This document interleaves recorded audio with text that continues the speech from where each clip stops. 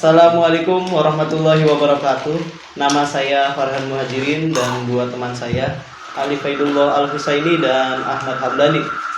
Di sini kami akan membicarakan arti dari semangat dan kebangsaan atau semangat kebangsaan, yang mana dari dua arti tersebut tidak luput dari nilai historis dari suatu negara.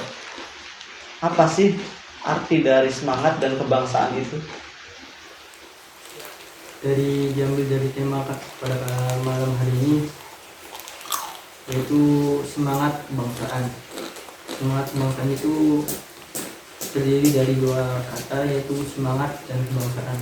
Di sini saya ingin menelaah sedikit tentang apa sih semangat.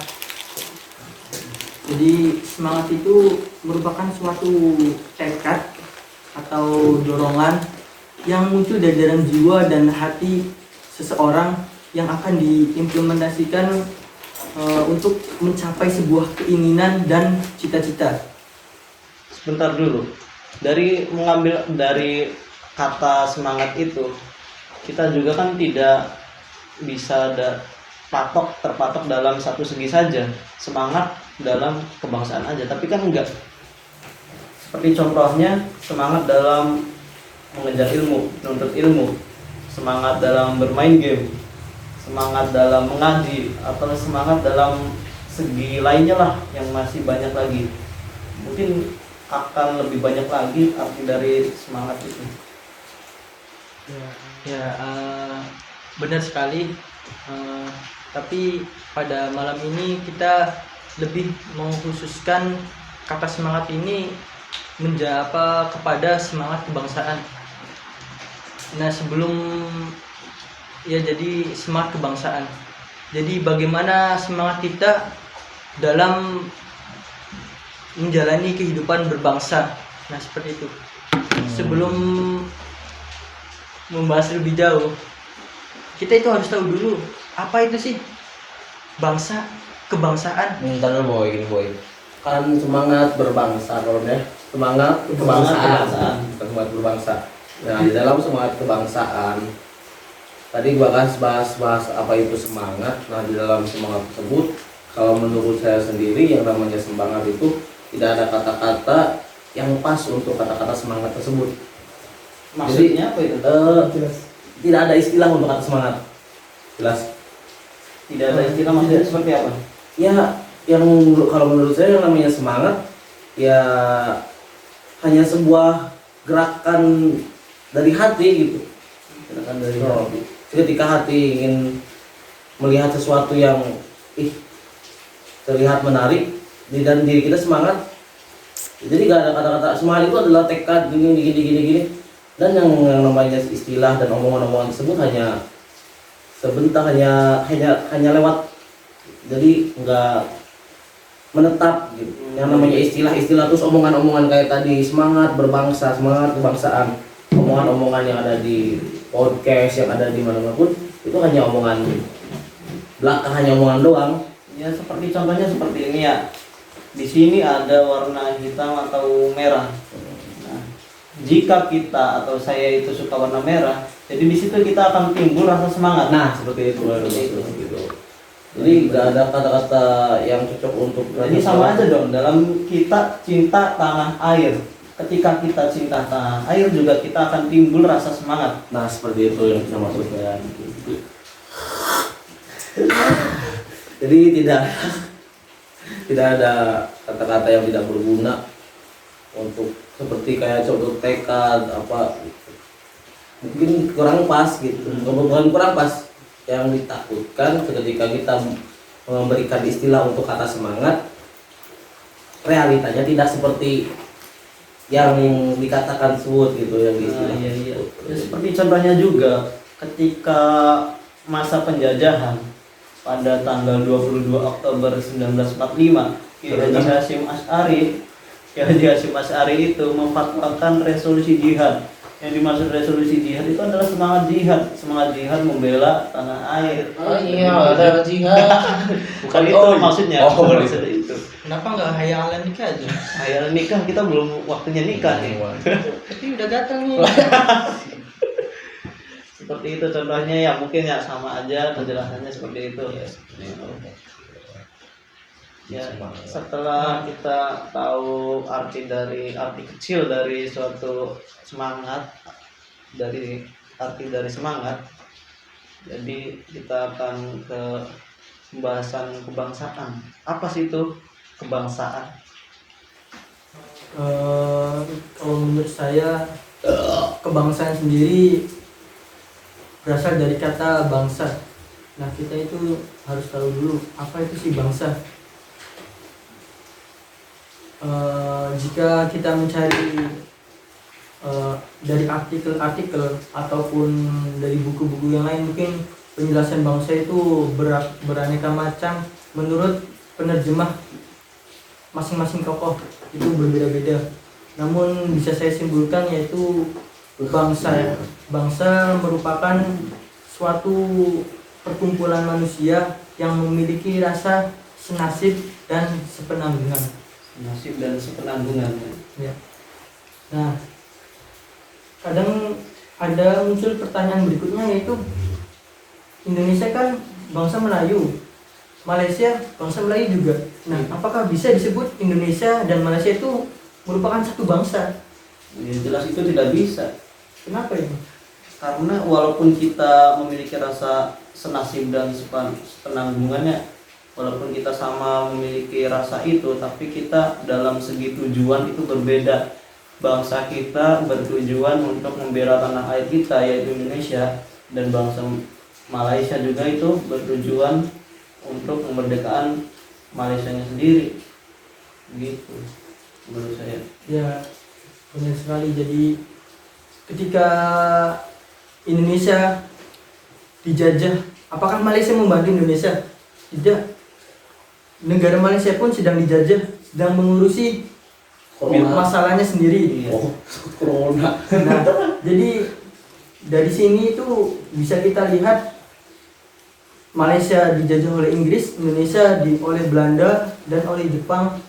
Itu berbeda penjajahnya dan berbeda dalam memperjuangkan kemerdekaannya. Jika Indonesia itu dengan mati-matian, dengan cara gerilya, perang dari antara masing-masing kerajaan, hingga mempersatukan semua kekuatan menjadi kesatuan. Nah, jika Malaysia itu kemerdekaan Malaysia itu diberikan murni oleh Inggris, bukan hasil jeripayahnya. Jadi dalam konteks ini saja itu jelas Malaysia dan Indonesia itu tidak memiliki rasa senasib sepenanggungan.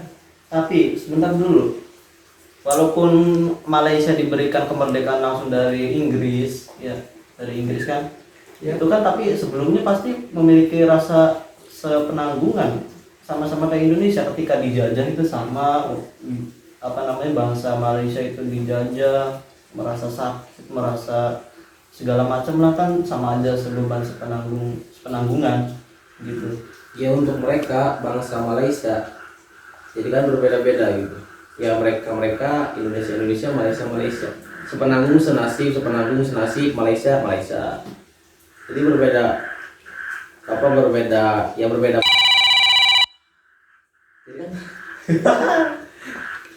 Jadi kan berbeda bangsa gitu. Mereka berjuang dan kita pun berjuang Tapi dengan tujuan lain gitu ya. dengan tujuan yang lain gitu. Tapi kalau kita melihat istilah dari yang tadi Kang Hamdan bilang, sepenanggung dan senasib, sepenanggungan senasib, mungkin ada dulu, barangkali ada dulu ketika si Malaysia ke Indonesia, mungkin bisa sepenanggung senasib. Ya. Apa kayak belajar? Kok jadi kancing seperti itu. Kalikat itu ya. Lebih jelasnya barangkali Kang Hamdani ingin menambahkan lagi. Ya, jadi seperti itu arti sebuah bangsa itu, bagaimana rasa kesatuan dan persatuan kita antar sesama, dan jika kita memiliki rasa tersebut berarti bisa disebut kita itu sebagai satu bangsa. Nah, jika ada dari negara Indonesia terkena serangan udara. Apakah Malaysia membantu? Belum tentu. Dia punya masalah sendiri. Iya. Nah itu disebut karena tidak sebangsa. Jika kita ke Wong Cirebon, nah apa Alip ke mepet-mepet kuningan ke Cirebon ke. Nah Alip ke kena bom umai. Nah kita kan sebagai orang Indonesia itu kan merasa wah daerah saya nih Indonesia nih diserang, kan muncul rasa senasib. Iya. Senasib seperti walaupun yang terkena bom itu daerah rumahnya Alip tepatnya. Tapi kan kita merasa tersakiti juga. Iya, Nah, iya. itu makna senasib dan sepenanggungan. Itu yang saya bangga dari negara Indonesia.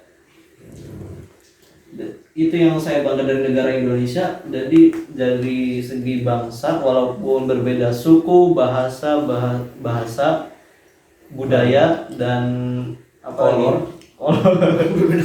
Tapi itu tetap satu jua, kita ini bareng-bareng satu satu semangat, satu tekad, bisa satu. Itu yang saya salut dari negara Indonesia. Mungkin berbeda dari negara yang berada di luar.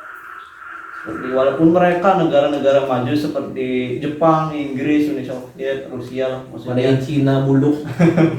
Nah, tapi mereka itu barangkali itu tidak kompak gitu, tidak sekompak di Indonesia. Walaupun di Indonesia agama banyak, tapi masih bisa kompak gitu.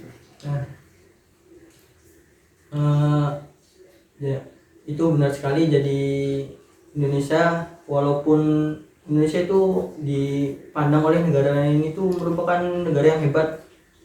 Negara kita itu mampu mempersatukan ribuan suku, budaya, dan beberapa agama yang diakui itu menjadi satu, yaitu Bhinneka Tunggal Ika. Nah, itu susah sekali dibuktikan dengan dari awal kemerdekaan itu muncul pemberontakan yang ingin memisahkan, merasa dirinya itu karena ya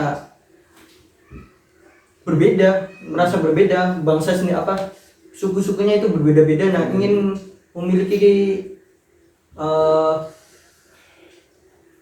Rasa kepemimpinan sendiri-sendiri. Seperti Aceh, Papua itu sempat ingin mendirikan negara. Nah, itu usaha Indonesia mempersatukan perbedaan itu sangat sulit. Nah, kembali ke kata semangat kebangsaan. Nah, pertanyaan selanjutnya itu bagaimana sih kita memunculkan rasa semangat kebersamaan, semangat kebangsaan. Nah, itu pertanyaan selanjutnya. Nah, menurut Kang Farhan itu gimana tuh? Bagaimana cara memunculkan rasa semangat kebangsaan? cara untuk menumbuhkan rasa semangat kebangsaan, jika menurut saya itu berawal dari kita memiliki ideologi yang sama terlebih dahulu, yaitu negara Indonesia ini ideologinya kan Pancasila. Pancasila itu kan memiliki 5 sila, dan di situ kan sudah sesuai, sudah dirumus, sudah matang oleh Insinyur Soekarno dan Muhammad Hatta ya, diproklamasikan oleh beliau, dan lahirlah suatu ideologi Pancasila itu. Nah, ketika warga atau bangsa Indonesia itu sudah memiliki ideologi, pasti mereka itu sudah memiliki semangat dan tujuan yang sama gitu. Ya. Silakan. Jadi ya benar sekali. Nah, dari semangat kebangsaan, jika dilihat dari segi waktunya, pada zaman kemerdekaan, zaman perjuangan dengan zaman sekarang ini, zaman milenial itu sedikit mengalami pergeseran makna apa sih semangat kebangsaan pada waktu penjajahan, perjuangan dengan zaman sekarang, zaman milenial. Jika zaman dulu cara muncul rasa semangat kebangsaan itu kita turun ke medan perang melawan penjajah, maju di garis depan, itu membuktikan kita memiliki rasa semangat kebangsaan yang tinggi. Nah, Iya, tapi berbeda dengan zaman sekarang. Zaman sekarang karena era globalisasi kita sudah mulai terserang oleh namanya Corona. bukan corona, namanya gadget lah, itulah teknologi sudah masuk dan semangat itu mulai luntur. Itu kenapa? Nah, sebenarnya bukannya luntur, tapi kita itu harus dari datangnya teknologi, dari datangnya era globalisasi dan mudahnya masuk budaya-budaya lain ke Indonesia itu dengan cara kita itu harus menyaring dan kita harus menjadi pribadi yang mempunyai prinsip untuk menjadi seorang yang lebih baik dengan cara di samping kita mempelajari ilmu-ilmu sekolah, ilmu-ilmu yang ada di sekolah dengan begitu rajin, tekun, kita itu harus mempelajari ilmu-ilmu umum, pengetahuan-pengetahuan umum yang akan membuat kita memunculkan sebuah karya atau sebuah hasil buatan Indonesia yang akan dipandang oleh dunia dan akan menjadikan mengangkat nama Indonesia di mata dunia. Ya, jadi mungkin maksudnya seperti ini, maksudnya Kang Hamdani. Jadi mungkin dulu ketika masa penjajahan kita ini semangat kebangsaan itu dalam bentuk melawan penjajah, kita maju ke medan perang begitu ya. Sekarang karena kita sudah merdeka, kita ini bukan melawan penjajah lagi, namun kita bagaimana caranya menjadikan Indonesia dari negara yang berkembang ke negara yang maju, seperti itu mungkin ya. Iya, benar. Nah, sekarang tugas kita para pemuda, para aktivis mahasiswa, kita itu harus menjadi be a star. Be a star itu kita harus menjadi sebuah bintang di dalam gelapnya malam gitu. Tadi apa?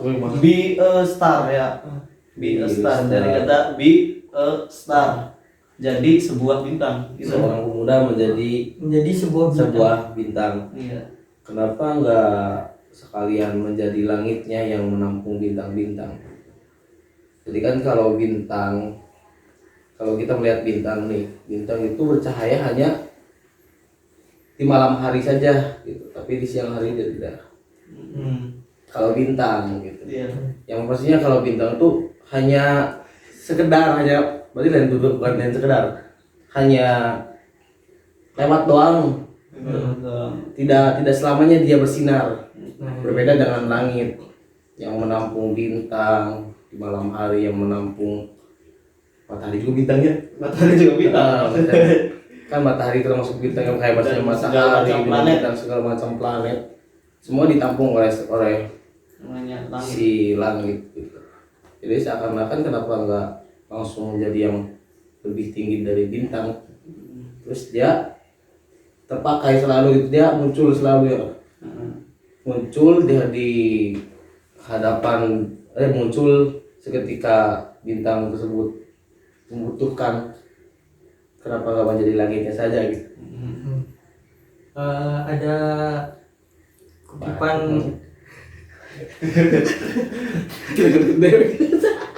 ada satu kutipan kata-kata dari Presiden pertama Indonesia itu Insinyur Soekarno, yaitu gapailah cita-cita setinggi langit agar supaya kita jatuh itu di antara bintang-bintang. Ya kan? Kenapa kita menggantungkan cita-cita setinggi langit supaya kita itu jatuh di antara bintang-bintang, agar kita itu naik ke atas, bermimpi yang tinggi dan menjadi sebuah cahaya untuk menerangi orang lain. Seperti itu. Jadi kita itu harus menjadi penerang, penerang bagi orang lain, memberikan pencerahan, memberikan motivasi, memberikan manfaat kepada orang lain. Nah, saya itu tadi agak tidak setuju masalah si pendapatnya Kang Alif ya, yang katanya bintang itu tidak selamanya bersinar gitu. Dan di langit itu yang nggak ada siang dan malam gitu loh. Tadi kan katanya bintang bersinar di malam hari. Nah, sedangkan kan di alam semesta, di langit sana tidak ada yang namanya siang dan malam. Soalnya bagaimana itu caranya siang dan malam ya? Jadi ya bintang akan selamanya bersinar gitu loh di sana. Makanya to be star, karena bintang itu selalu bersinar. Tidak akan redup kecuali pada hari kiamat begitu. Itu tadi Di kotak rezeki. bertabrakan. Nah, selanjutnya kita itu terkadang lupa huruf T. Yaitu sebelum kita menjadi star, kita harus start dulu. Kita harus memulai. Terkadang kita itu mempunyai ide-ide hebat, ide-ide cemerlang, namun masih ada di pikiran. Iya. Kita itu pertama kita harus menuliskan supaya kita itu tidak lupa akan cita-cita kita. Ini apa rahasia dari orang-orang sukses? Kita menuliskan cita-cita di sebuah kertas, karena jika sudah tertulis itu terus kita tempel di dinding atau di mana. Jadi ketika kita Agar melihat, selalu bisa mengingat. nah mengingat. Terkadang jika di kepala itu ada saatnya lupa, tidak selamanya kita mengingat. Nah, setelah kita menuliskan itu kita harus start, kita harus memulai memulai rancangan step by step untuk mencapai impian tersebut, menjadi star. Nah, sebentar dulu. Jika kita sudah memulai, kita sudah start, dan jangan lupa juga kita akan menemui yang namanya finish. Kita memulai di masa remaja, berproses di masa remaja, tapi kita akan ada finishnya, yaitu pada masa tua. Kita sudah tidak bisa maksimal di masa tua itu. Kita tidak bisa berproses. Kita tinggal nunggu sudah tidak bisa berproses lagi lah intinya. Karena finishnya sudah di situ, di masa remaja saja. Makanya kan saya juga punya, nah mumpung masih remaja, kita masih masa remaja itu mencari pengalaman sebanyak-banyaknya, entah itu dari segi belajar ilmu, pengalaman dari game lah, atau UKM atau apa organisasi lain, begitu. Jadi mumpung masih remaja ya kita maksimalkan dari start sampai finish tersebut. Ya mungkin cukup sekian dari perbincangan pada malam hari ini, yaitu arti dari semangat dan kebangsaan yang semoga dapat bermanfaat bagi teman-teman semuanya, para penyimak video ini. Mohon maaf sebesar-besarnya Si Alif yang pakai kolor. iya, mungkin dari kita yang kurang akhlak atau bagaimana lah gitu. Jangan lupa like and subscribe setan belet skepret bekepret. Kami Indonesia, Bukan karena pilihan, tapi takdir. Tanah ini diizinkan untuk diinjak Perbedaan warna kulit, budaya, dan kepercayaan, jangan rekat aku dengan paksa. tapi dengan rasa.